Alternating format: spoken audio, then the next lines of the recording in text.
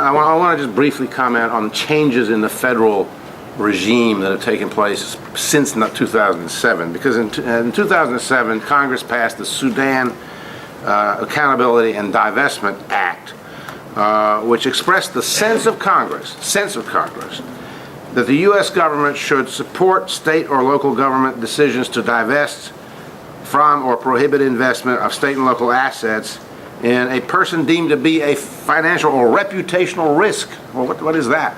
Somebody that you don't like, I think. Basically, somebody you fear may be doing something that would cause you to losses or cause your reputation to be hurt. It went on to authorize states to divest from companies operating in Sudan, and with some qualifications, urging them to make sure they got the right companies, which often they didn't. There were for-profit outfits selling lists of companies that were doing business in Sudan that had it wrong, so there were some mistakes made. Section 202 of SASADA repeats the language of the Sudan Accountability Act, that it is the sense of Congress that the United States should support the decision of any state to divest assets of companies with investments in Iran's energy sector exceeding $20 million, and financial institutions extending $20 million in credit to such a company.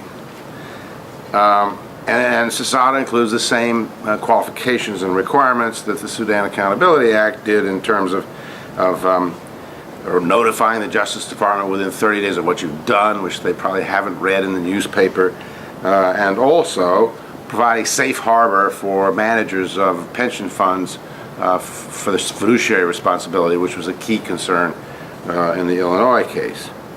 Now here's my, and this I think is going to have to be litigated. SASADA defines an investment to include the entry into or renewal of a contract for goods and services as an investment. That's part of the definition of investment, is a contract to sell goods and services, which sounds a lot to me like trade and not investment, but I'm not a lawyer, so it may be that that passes muster. Now, the reason this provision is important is that it encouraged California, the California legislature, to enact the aforementioned AB 1650, Section 2203 of which prohibits the state from procuring goods and services from a person, quote, that engages in investment activities in the energy sector of Iran. Now, so that brings us back to procurement.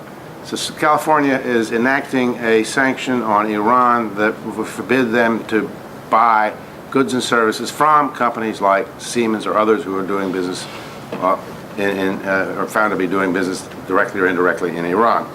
This, we believe, is unconstitutional under Crosby, and if Schwarzenegger signs it, we will sue.